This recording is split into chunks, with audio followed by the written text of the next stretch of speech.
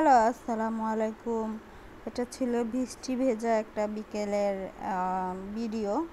বাইরে কিন্তু এখনও টিপটিপ করে বৃষ্টি পড়তেছিল। আজকে দুপুর থেকে বাইরে খুবই বৃষ্টি এবং খুবই ঠান্ডা ঠান্ডা স্নিগ্ধ একটা বাতাস আসছিল আমার বারান্দা দিয়ে।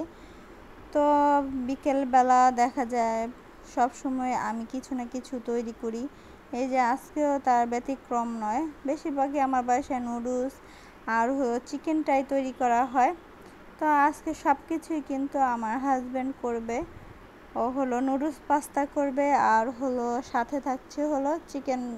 ও জানি কিভাবে ফ্রাই করে আবার সেটাকে কিভাবে করে আমি বলতে পারবো না, কারণ ও যখন করে আমি কাছে আসি না।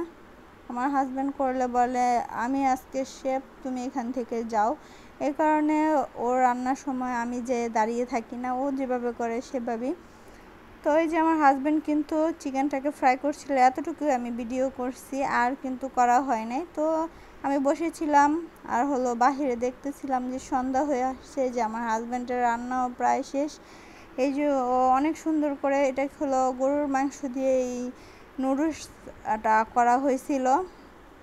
আর হলো অনেক সবজি ছিল, ফ্রোজেন সবজি। আর আমার হাজব্যান্ড দেখা যায় যে কিমচি দিয়ে এই নুডলসটা খাবে, তারপর ও ভাত দিয়েও খায়। ওর কাছে এটা অনেক ভালো লাগে।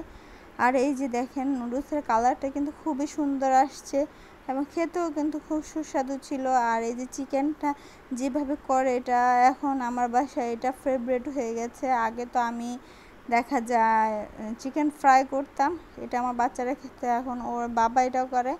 এর জন্য আমার বাসায় দেখা যায় এটাই করা হয়। এখন ওর বাবার উপরে এটা করতে হয়। আর আলাদা করে এটা হলো রাফিয়ার জন্য রাখা হয়েছে, যেহেতু ছোট মানুষ, ওকে আলাদা করে দেওয়া হয়। ও আস্তে আস্তে অনেক সময় লাগিয়ে এটাকে খায়। তো আর আরেক পাশে রাফিয়া তো খেতে খেতে যে শুয়েই পড়েছে। ও আর কি মোবাইল দেখতে দেখতে খাচ্ছিল, আমার ভিডিও করাতে ও আর কি লজ্জা পাচ্ছিল।